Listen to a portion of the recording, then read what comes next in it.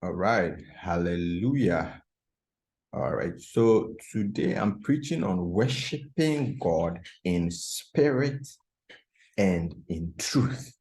Okay, what it means to worship God in spirit. Like if you say you are worshiping God in the spirit, right? What does it mean? Because true worship is worshiping God in spirit. Like if you are not worshiping God in the spirit, if your worship of God is not in the spirit, that worship is not true worship. That's why Jesus told the Samaritan woman, I think John 4:24, he said, a time is coming and now is when the true worshippers of God shall worship God in spirit and in truth. Yeah. When you are worshiping God in spirit, then you are worshiping God in truth. You see, he said God is a spirit, and they that worship him must worship him in spirit and in truth. You see, so when you worship God in spirit, that is actually when you are undertaking true worship. The alternative is not genuine worship. It's not true worship.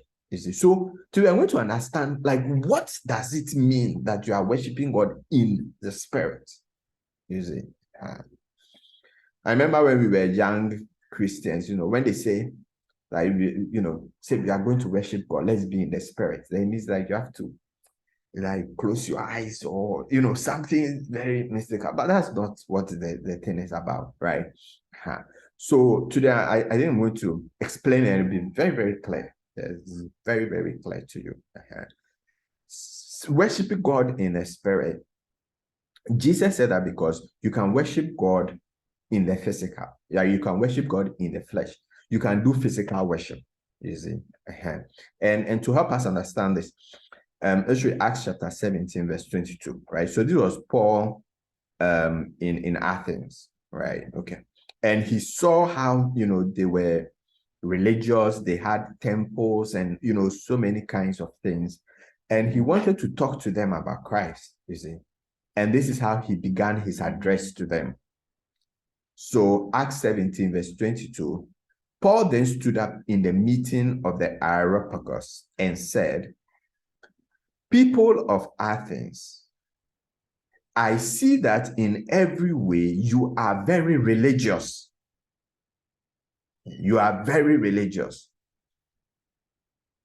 For as I walked around and looked carefully at your objects of worship, I even found an altar with this inscription to an unknown God. So you are ignorant of the very thing you worship. And this is what I'm going to proclaim to you." So Paul told the people of Athens that I see that you are very religious, like you are very religious people, but you are worshiping God in ignorance. Yes. And this is one of the things we have to understand, that you can be a very religious person, yes, but you are worshiping God in ignorance. Yeah. There are many, like in the church today, like very religious, but the worship of God that is being done is a worship that is not in truth, but rather in ignorance. Yeah. So we need to be able to, we have to be very careful about this thing. Yeah, because you are like you are very religious. Yeah. You are very religious. Like you pray a lot. You do this a lot. You do that a lot. You go here a lot. You go every day church, every day religion, every day this, every day God, it's like when we look at you, it's like you're very religious. Yeah, but you are also very ignorant. Yeah, so the worship that you do is in ignorance, is not in truth. Yeah. And one of the things about worship that is done in ignorance and not done in truth is that it is physical in its form. Yeah. It is very physical in its form. Yeah. And you see that shortly. So in verse 24, he said, the God who made the world and everything in it is the Lord of heaven and earth, and does not live in temples built by human hands. And he is not served by human hands as if he needed anything. Rather, he himself gives everyone life and breath and everything else. So Paul told the people of Athens that, look, you are engaged, it's like you are religious, but you are engaged in an ignorant form of worship. Okay, and so I'm going to tell you two things that you should understand. And the first thing is that God does not live in temples, number one. And number two, he is not worshipped with hands as if he needed anything.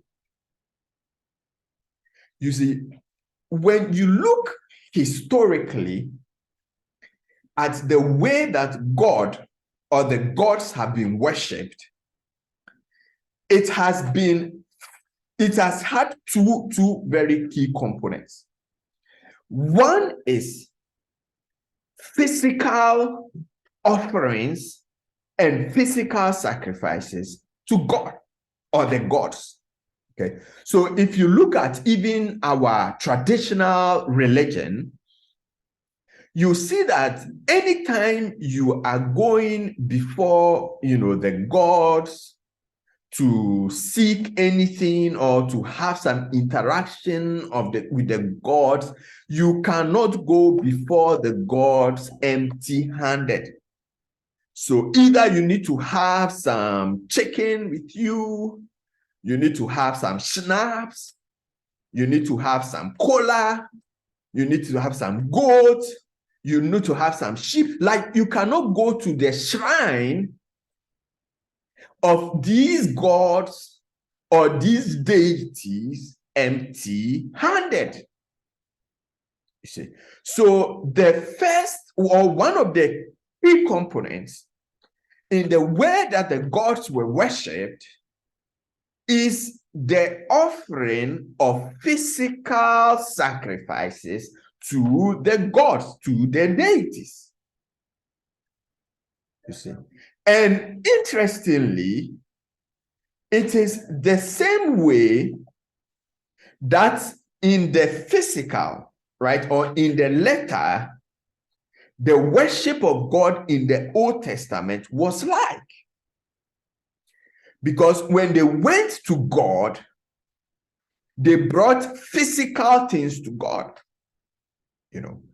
They brought gold, they brought fruits, they brought, so you remember the story of Cain and Abel. They bring sheep, they bring things from the farm, they bring parrots, all kinds, birds. I don't know if it's parrots, but birds, and all these kinds of physical offerings, they bring it to God.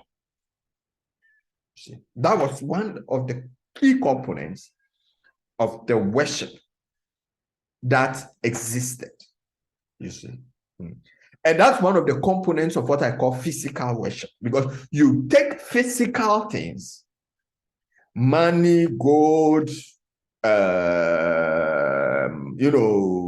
sheep and cow and whatever, and you bring it to God, right? The second component was that you had to construct a temple for the deity. So the building of a temple, whether you are talking about so-called pagan or heathen worship, or you are talking about the worship that the Israelites engaged in, a key component of it was the construction of a temple wherein supposedly God dwelt. and in which people came to have interactions with God. You see, so you have these two key physical components, and it's cut across. There is the offering of physical sacrifices to God, and there is the erection of a physical temple to God in which people ought to worship.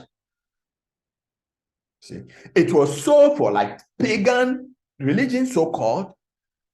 It was so for the worship that the Israelites undertook when read in the letter.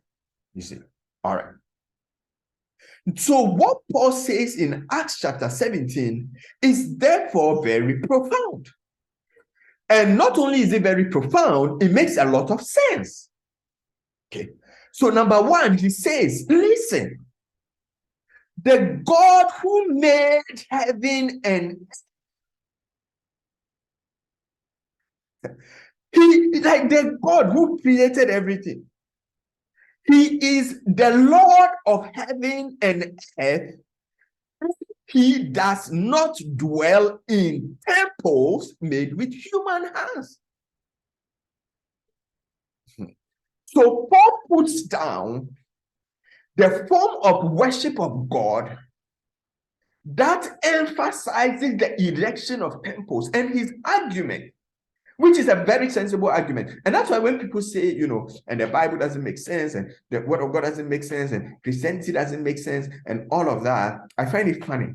It doesn't make sense because we don't understand it. If we understand it, we see that it's very logical and makes a lot of sense. Because Paul says, look, God, he is big. I'm not sure Paul knew this, you know, but look,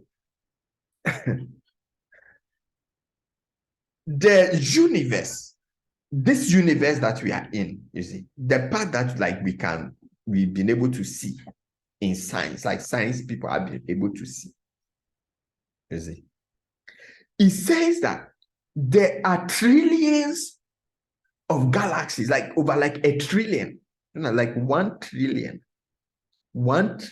galaxies. Just like 1 trillion galaxies. You see, if someone has $1 trillion, it's like, hey, nobody, like all the richest people, like nobody has $1 trillion. Now imagine someone who has 1 trillion galaxies. You see, yes. Now, Earth is within one of these galaxies. Earth, like the Earth, is within one of these galaxies. Yes, our galaxy is called the Milky Way. You see, so Earth can be found in one galaxy, and there are over 1 trillion galaxies in the part of the universe that our equipment have been able to see. Okay, now in our galaxy, like the galaxy that we are in, out of the 1 trillion, you see, that galaxy that we are in, there are over 400 billion stars. Jonathan, 400 billion stars. One of these 400 billion stars is our sun. So the sun that we are in, like one out of 400 billion, that is in the galaxy. Jonathan, out of 1 trillion galaxies. So the God who is like, who created this magnificence? He did, like, he created this magnificence. How do you think that he dwells in a temple that is made with human hands, so that the erection of temples is such a crucial part of your worship of God? Like, how do you think so? So Paul says, the God who made the world, he is Lord of heaven and he does not dwell in temples made with human hands. You see, so in the physical form of worship that has existed hitherto, The erection, like we are building a temple for God. We are building a house for God. We are building the house of God. We are putting up a building for God.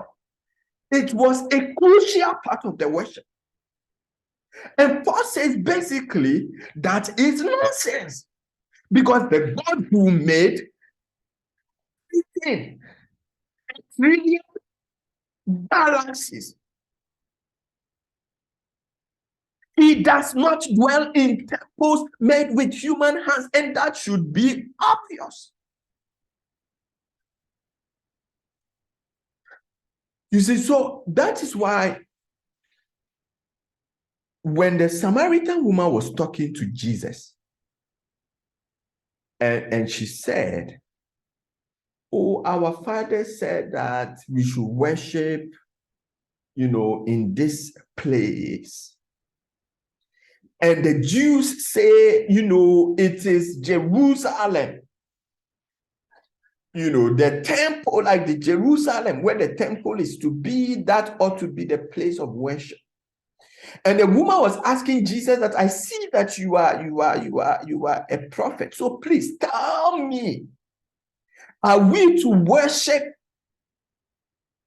here on this mountain, or are we to worship in Jerusalem?"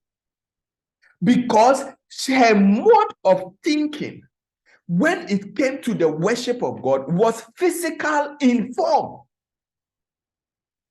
The temple, the building, the physical location was a crucial component of the worship of God.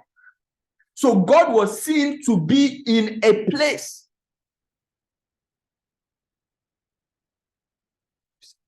And Jesus told him, he said, look. A time is coming. A time is coming. A time is coming. A time is coming. And now is when you shall neither worship God on this mountain nor in Jerusalem, for God is spirit, and they that worship God must worship him in spirit and in truth. You see, so stop thinking about the worship of God in the physical.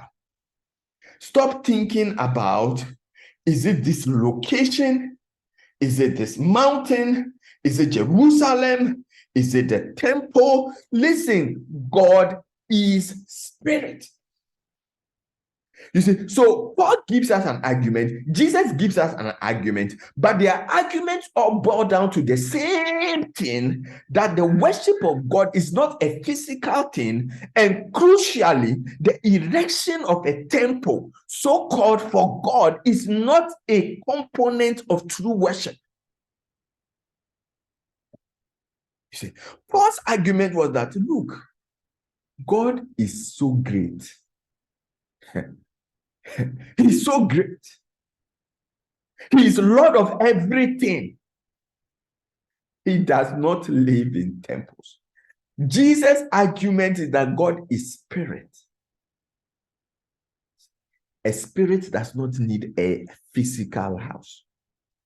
A spirit does not live in a physical building. A spirit does not need a physical house or place to stay in. You see?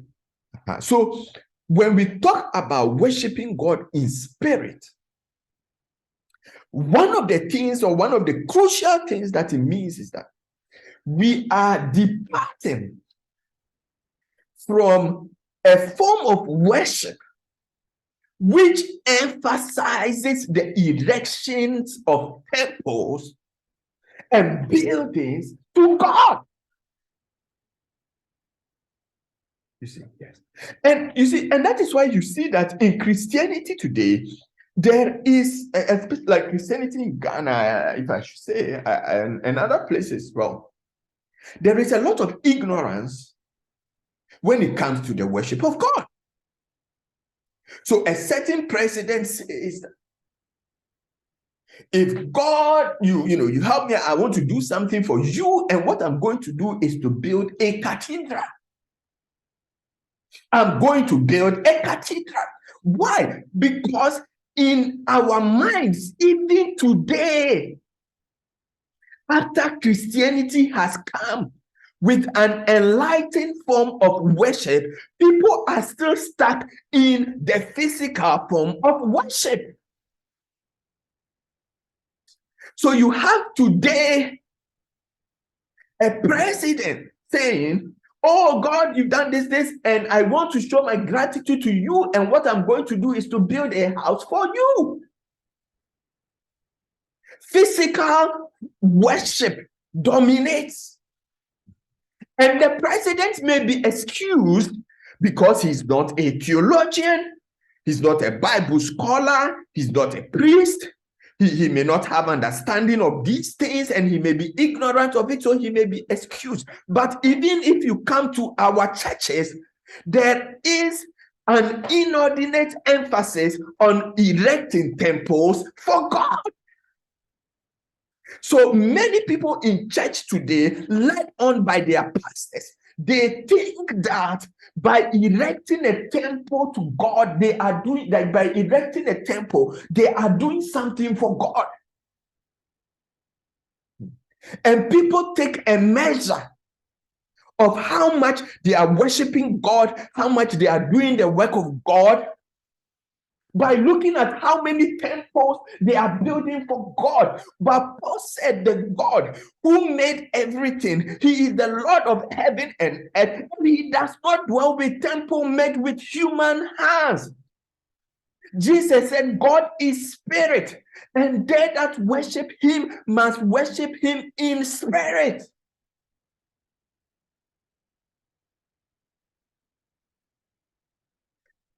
The second thing about physical worship is the offering of physical sacrifices. In fact, before I go there, let me say this. When we don't understand spiritual worship, our priorities are out of whack. Yes. So, a friend, a brother, a sister, a cousin, even parents are in need. And a Christian can look at them and say, the money that I have, I can't help you with it, because that is money that I'm going to use to build a temple for God. That is God's money. You see the effect that ignorance has when we are worshiping God. Your brother, your sister, your cousin, your nephew, your niece, your mother, your father, your grandfather, your grandmother, who actually is not Lord of heaven and earth, who actually is not rich and is impoverished, who is not a spirit, and because he's not a spirit, a house is important for them. Giving such a person a place to stay, a place to live, a place to sleep, a place to lay their heads is not of priority to today's Christians. Oh, but building a temple for God, that is a priority for them. Oh, and they'll say, no, this is a temple of God, so, we can't just build it cheap.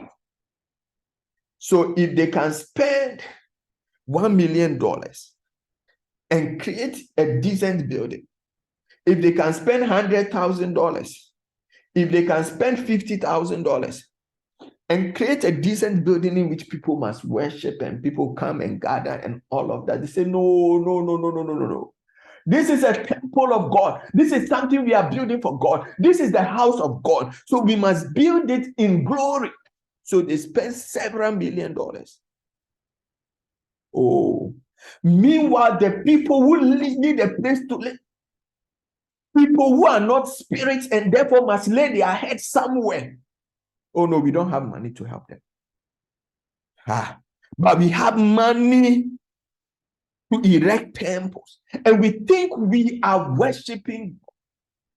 Listen, this is worship in ignorance. Paul said, I see that people of Athens, you are very religious, but you worship God in ignorance.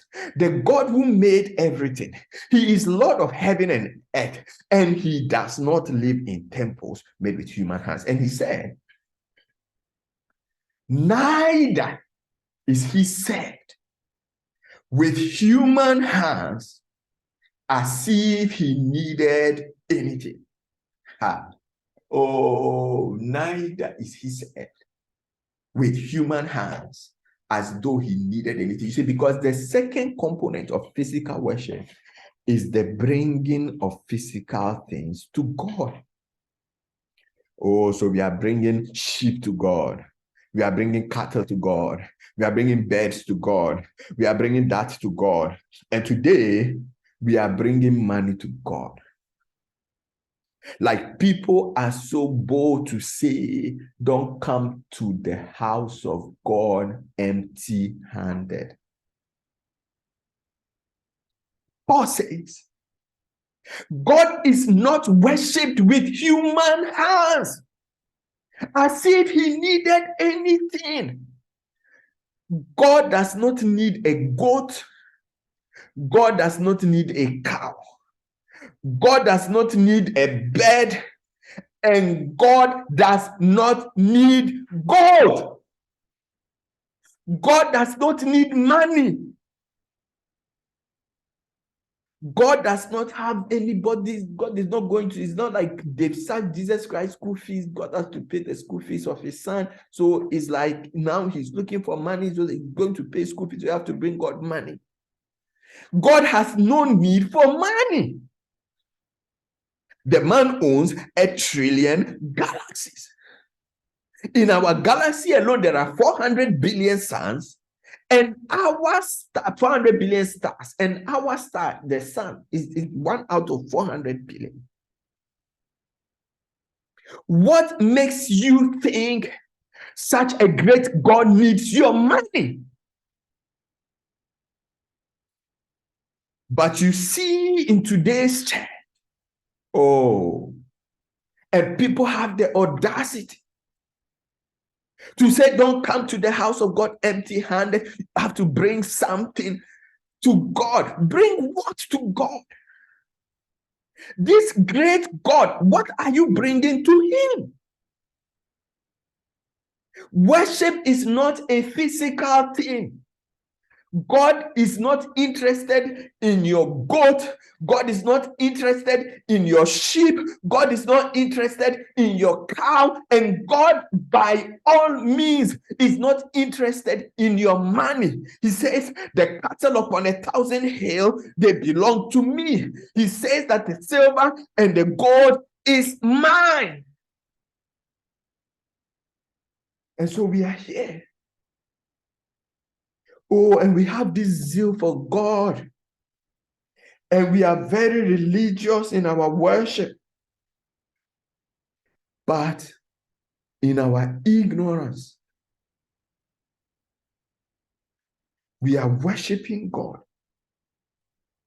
as if God were a physical being who was in need of a place to stay or money for livelihood. What a travesty. What a travesty. So, beloved, we worship God in spirit. What does it mean? What it does not mean, it means that we do not worship God physically. We do not bring, we do not erect temples for God. We do not bring money to God. That's not how we worship God. That's not how we worship God. That's not how we worship God. See, so worship God in spirit means that the worship of God is not physical in form. One of the things that Paul talks about is circumcision.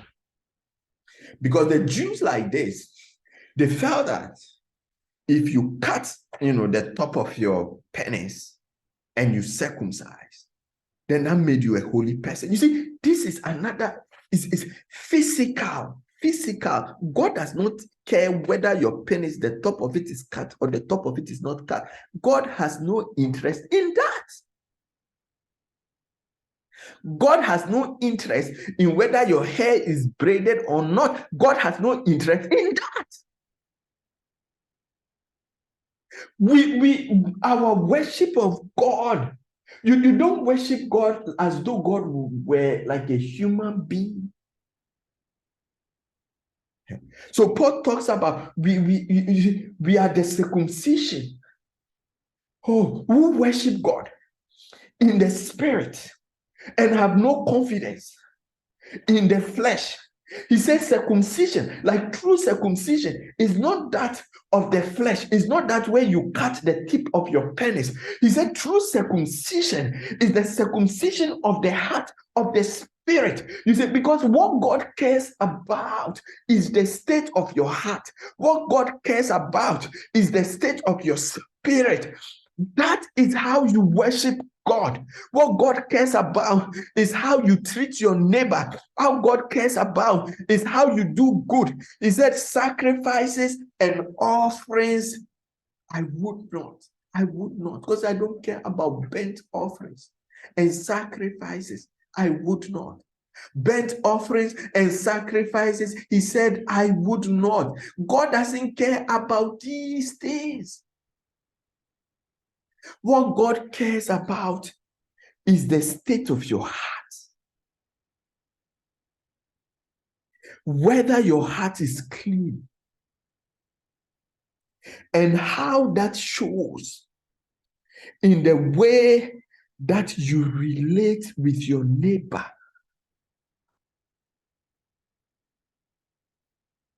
To love God in your heart and to show this through sacrifices for your neighbor's well-being. This is the worship of God in spirit and in truth. So Paul said in Romans chapter 12, offer your bodies as a living sacrifice. Offer your bodies as a living sacrifice, holy and acceptable unto God, for this is your spiritual act of worship. Paul was saying, listen, there is no more bringing of cows to offer sacrifices to God. There is no more bringing of doves to offer sacrifices to God. There is no more bringing of cows to offer sacrifices to God, of sheep and cattle and all of that.